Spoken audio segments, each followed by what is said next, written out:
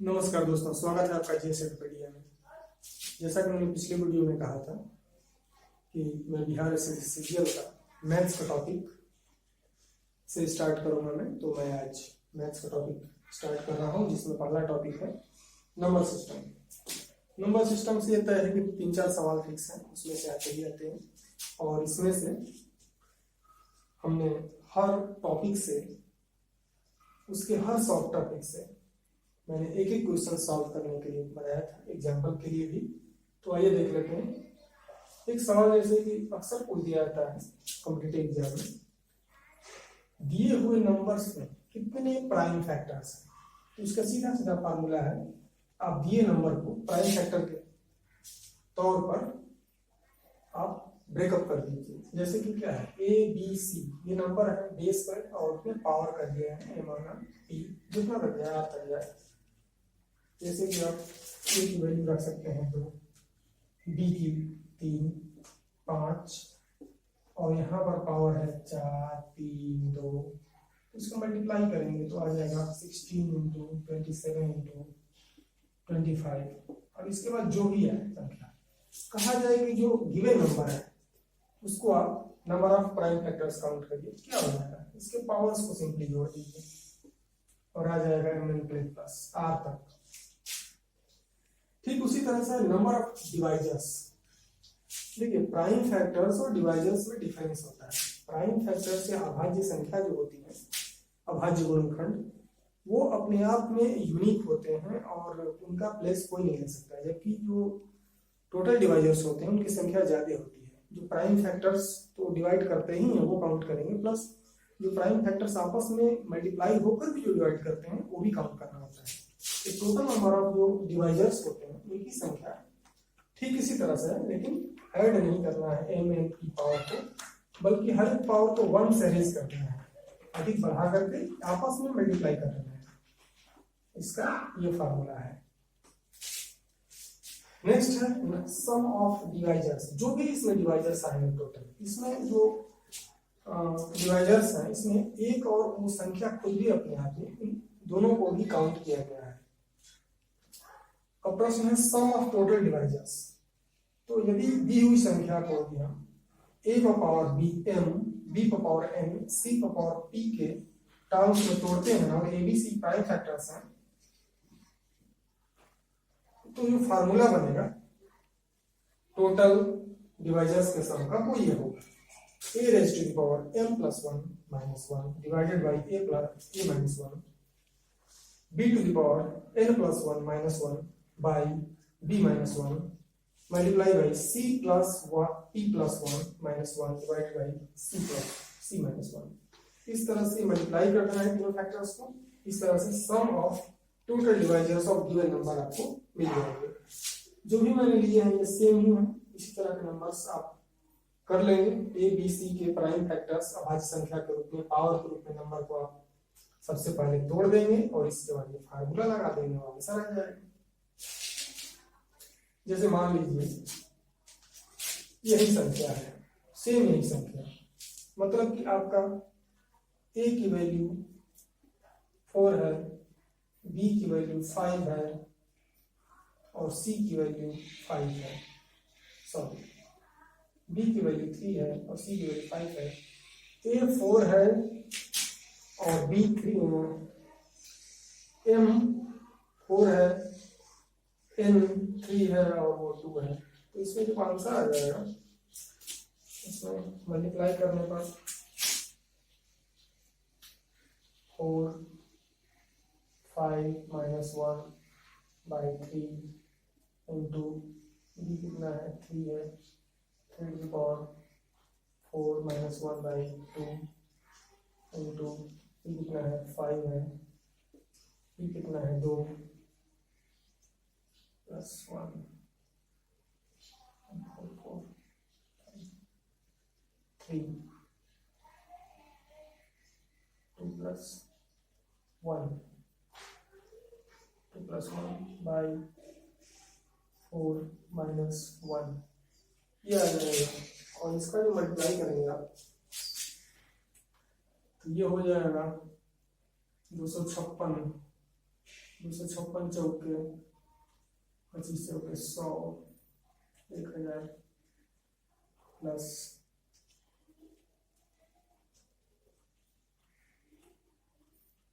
24 minus 1/3 into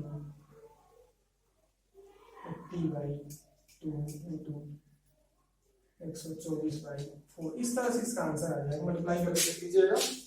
और इस तरह से ये 3 में से काफी हद तक चांस है कि एक सवाल पूछ दिया जाए। अभी हाल ही में यूपी SSSC के लेखपाल का एग्जाम में सम ऑफ डिवाइजर्स ये पूछ दिया था। बहुत सारी बुक्स में इस क्वेश्चन का आंसर भी नहीं मिलता। एमटारा में जो ओरिजिनल बुक है एमटारा की क्विकर मैथ, उसमें नहीं दे रखा है, जबकि उसका जो एक गाइड आती है उसी की क्वेश्चंस कलेक्शन करके उसमें दे रखा है। आइए देखते हैं next type of question.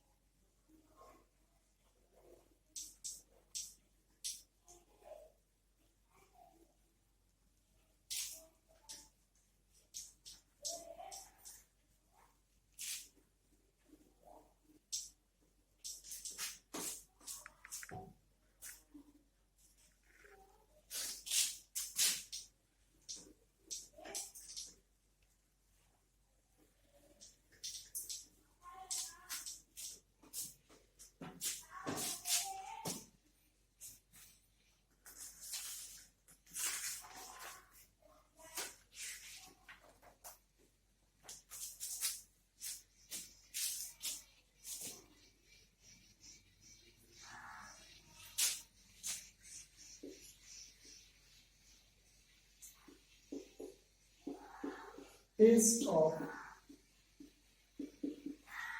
prime number, yes no। अब जो प्राइम नंबर दी गई है वो प्राइम नंबर है कि नहीं, ये चेक करने के लिए आपसे कहा जाएगा। मान लीजिए कोई संख्या 881, ये प्राइम है कि नहीं। पहला स्टेप इसमें लीजिए क्वेश्चन को सॉल्व करने के लिए, इसका अप्रोक्सीमेट स्क्वायर रूट फाइंड करिए।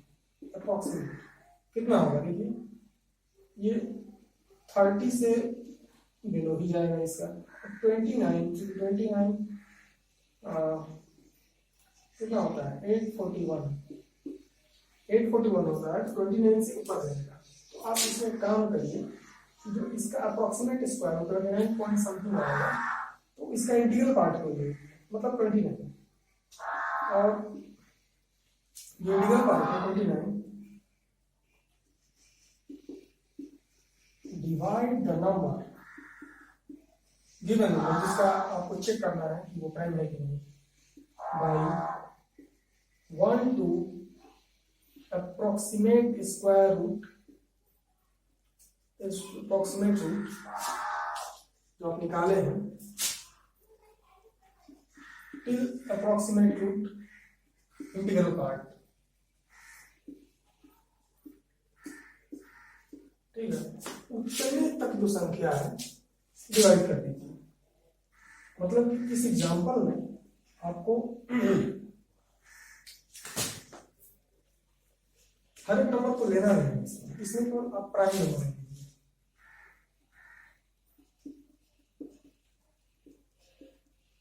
तो प्राइम नंबर से फुल से डिवाइड करिए, मतलब कि 2 3 5 7 इस तरह से जो 29 तक है उनसे डिविजिबिलिटी टेस्ट कर लीजिए।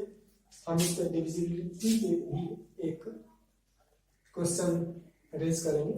अब आप इसको देख लीजिए, इसके बाद मैं भी बताऊंगा कि 2 3 5 7 11 17 19 से जो डिविजिबिलिटी टेस्ट किया था किसी नंबर की, उसका जो शॉर्टकट फार्मूला है उसे क्या है।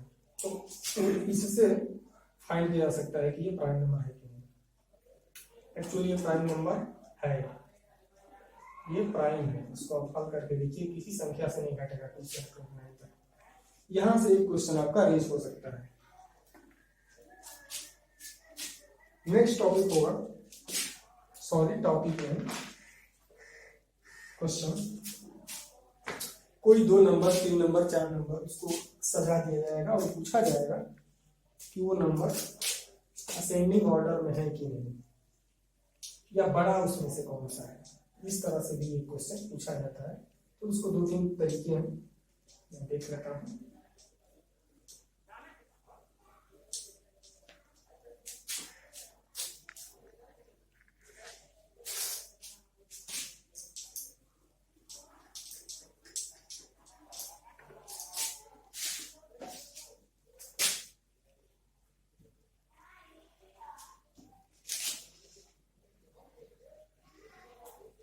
देखिए, मान लीजिए संख्या x by Y, Z by K, L by M, इस तरह संख्या है। इनसे कहा जाए कि क्या रिलेशन है इसमें, ऐसे है ऐसे है ऐसे है ऐसे है, कौन बड़ी है कौन छोटी है। क्रम में आपको सजाने के लिए कहा जाए, असेंडिंग या डिसेंडिंग ऑर्डर, असेंडिंग डिसेंडिंग, इस तरह की संख्याओं को गिनी जाए। मैं एग्जांपल के तौर पर ले रहा हूँ कि इसके जो पहला केस होगा, जैसे मैं एग्जांपल लेना सबसे अच्छी बात है। मान लीजिए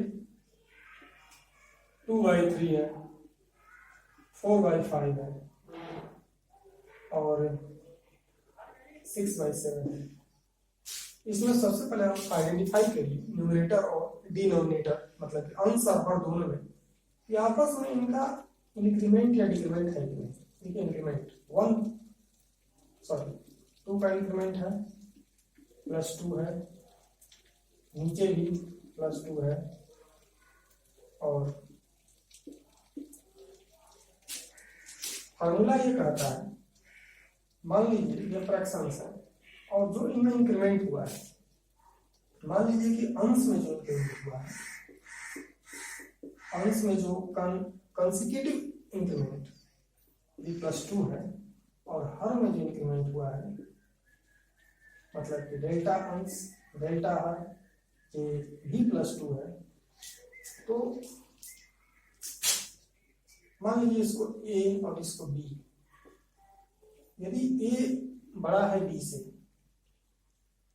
या बराबर भी है, A बड़ा है B से या बराबर भी है, मतलब जो इंक्रीमेंट है अंश का वो हर के इंक्रीमेंट के बराबर या उससे अधिक है, तो जो आखिरी संख्या होगी वो सबसे बड़ी होगी, ये बिगेस्ट होगी, सबसे बड़ी। ये सीधा सीधा समझ लो। और ये केस हुआ पहला, when A is greater than or equals B, case 1। अब देखिए केस 2 में, when A is less than B, मतलब जो इंक्रीमेंट हो रहा है अंश और जो इंक्रीमेंट हो रहा है हर, उसमें से जो अंश वाला जो इंक्रीमेंट है वो यदि छोटा है हर से, तब स्थिति क्या हो सकती है। अब यहां पर अलग अलग 3 स्थितियां हो सकती हैं। जब A/B जो है वो फर्स्ट फ्रैक्शन से, मतलब क्या है, जो फ्रैक्शन दिया गया है, मान लीजिए कि कोई फ्रैक्शन है xy, x/y, यदि ये बड़ा है, ठीक है, ये वैल्यू जो है वो फर्स्ट फ्रैक्शन की वैल्यू से भी बड़ी है, तब क्या होगा, तो लास्ट फ्रैक्शन होगा जो, यानी कि मान लीजिए ये L/M is greatest, यदि इंक्रीमेंट वाला जो फ्रैक्शन है फर्स्ट फ्रैक्शन से यदि बड़ा है,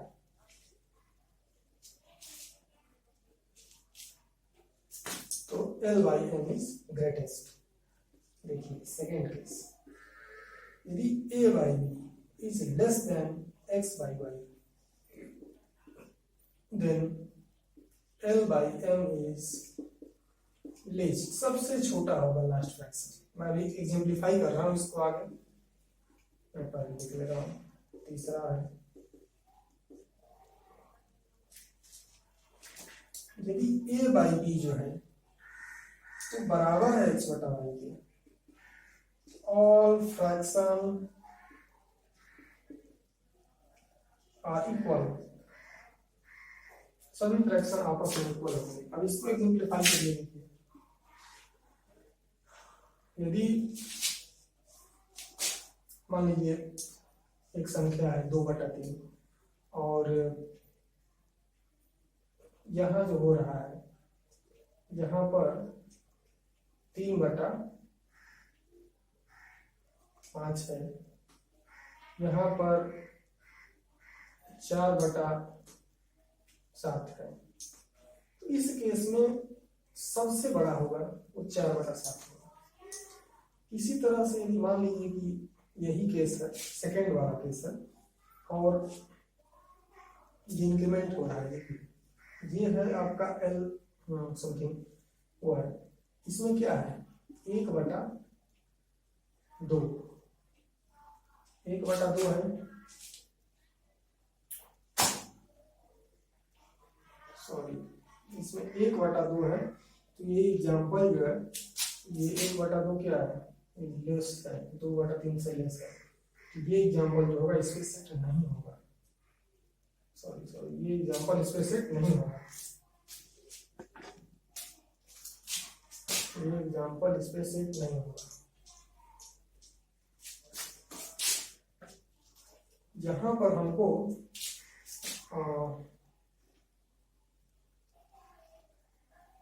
यहाँ पर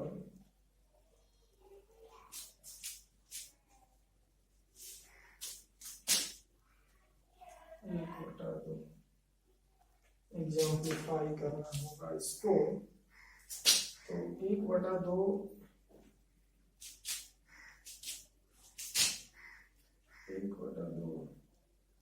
इससे अधिक होना चाहिए, मतलब कि 1/3 यदि हम कर लेते हैं इसको 1/3, ठीक 1/3 कर लेते हैं, और इसमें 2/5 कर लेते हैं, और इसमें 1/7 कर लेते हैं। तो देखिए ये ग्रेटेस्ट होगा, ये जो वैल्यू है ये 1/2 से छोटी है, इसलिए last value will be greatest. अब इसमें देखिए, इसमें क्या है 1/2 हम यहाँ पर ले लेते हैं, और 1/2 ही ले लेते हैं, और यहाँ पर 1/2 अधिक हो जाएगा, कम होना है, 2/3 ले लेते हैं यहाँ पर, तो 2/3 से 2/3 होगा, और 2/3 3/5 4/7। अब यहाँ पर जो संख्या है ये 1/2 जो है इससे बड़ी है ये संख्या, इसलिए ये जो होगा लिस्ट वैल्यू होगा, और ये ग्रेटेस्ट वैल्यू होगा। और ये जो है इसको आप अपने से भी कर सकते हैं, ऑल फ्रैक्शंस आर इक्वल, ये इक्वल होगा, इसमें थोड़ा सा ट्रिक है, और ये फार्मूला इतना डिटेल में जाने की जरूरत नहीं है, ये मैंने बता दिया है। यदि आप बहुत अच्छी प्रैक्टिस करेंगे तो इसको आइडेंटिफाई कर सकते हैं, नहीं तो और भी तरीके हैं जिससे कि आप तेजी से सॉल्व कर सकते हैं, या तो इसको थोड़ा प्रैक्टिस कर लेंगे तभी यूज किया जा सकता है, थोड़ा सा जल्दी हो जाना है।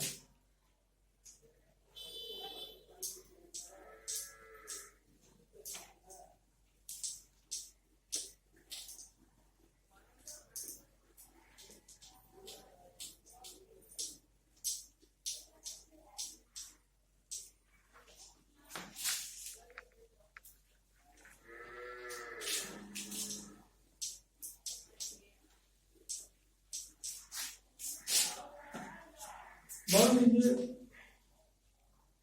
नंबर्स 2 नंबर 3 नंबर जो भी है, मान लीजिए 2/3 और 3/4 का चेक करना है कि कौन सी इसमें बड़ी है। सिंपली आप क्रॉस मल्टीप्लिकेशन कर दीजिए, ऐसे ऐसे 2 इंटू 4 और 3 इंटू 3। देखिए ये हो गया इसका पार्ट। अब देखिए 8 9, मतलब कि ये जिसका अंश वाला हिस्सा बड़ा है, 9 बड़ा है, तो ये किसका पार्ट है? अंश वाला इसका है, तो ये अंश वाला भिन्न बड़ा होगा इस दूसरे वाले से। इस तरह से भी आप चेक कर सकते हैं 2-3 भिन्न का। एक मेथड और है एलसीएम लेकर के। एलसीएम लेकर के भी आप 2-3-4 भिन्न जो भी है उसका आप चेक कर सकते हैं। जैसे 2/3 है, 4/5 है, 6/7 है।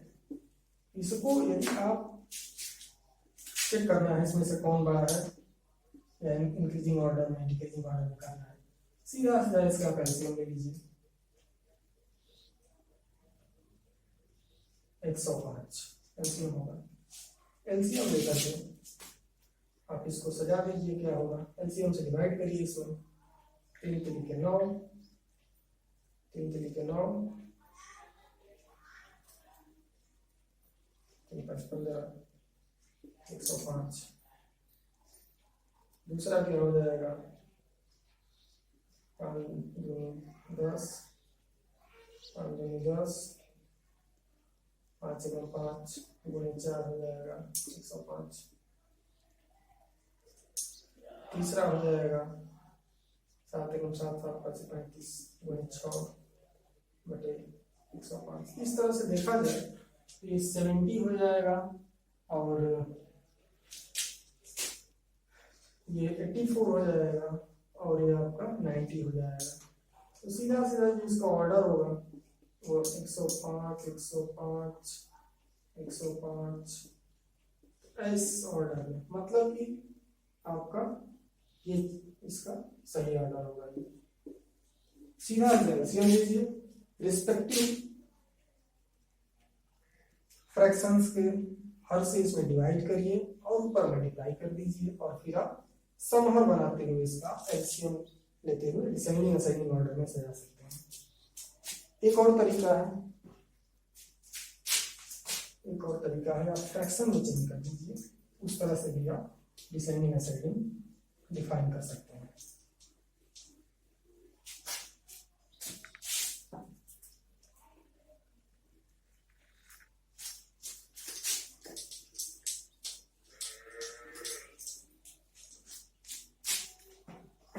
फ्रैक्शन में चेंज करके भी असेंडिंग डिसेंडिंग डिफाइन किया जा सकता है। जैसे 4/5 6/7 मान लीजिए नंबर से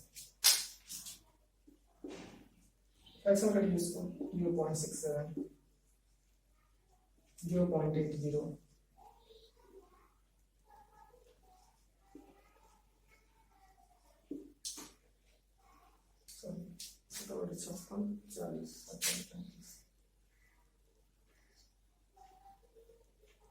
something else. You see that the 4/5 is greater, sorry, 2/3, 4/5 और 6/7 ये ऑर्डर हो जाएगा। इस तरह आप डिसेंडिंग और असेंडिंग ऑर्डर का कर सकते हैं। अब नेक्स्ट टॉपिक है